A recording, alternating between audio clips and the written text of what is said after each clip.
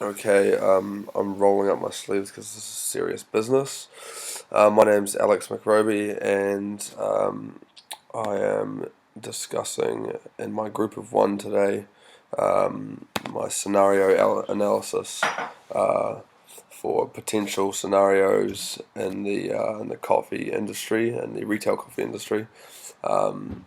Scenarios that are different to what is currently going on in the industry. Um, I picked this one just because I had a bit of fun writing it and coming up with two interesting scenarios. The first scenario was that coffee as a product would reach its go through its maturity phase. It's currently in its growth phase still, with increasing numbers of people drinking coffee. It would reach its maturity phase and then go into its decline phase. Um, and that was basically the scenario. So fast forward to the future, if you will. Basically, with less consumers drinking coffee in the decline phase, um, businesses would have to be a lot more conservative.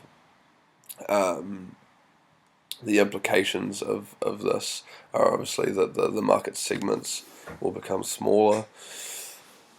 Um, and there won't be enough sales for larger firms to have, such as McCafe and Starbucks, to have the amount of outlets open that they do currently. So they would have to be closing down.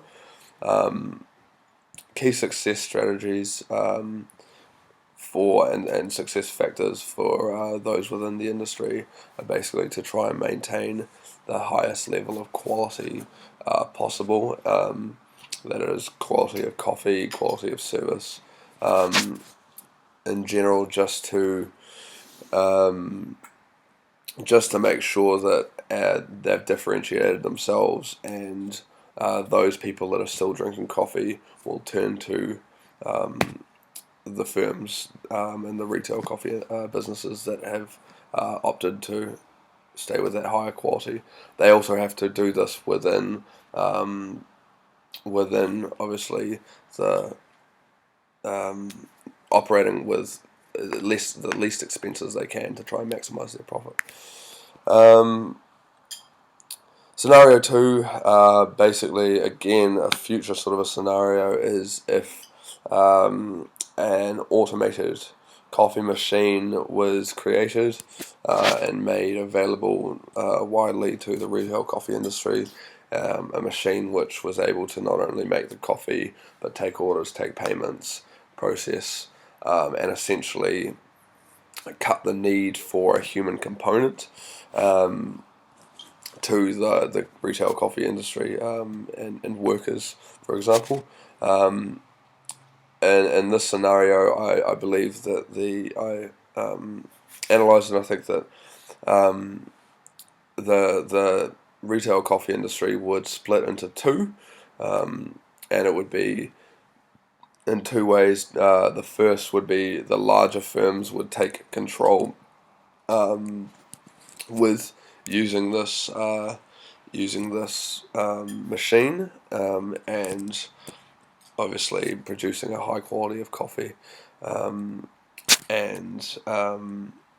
being able to implement it across a huge number of their stores, and be able to implement it efficiently and cheaply because of them being much larger firms.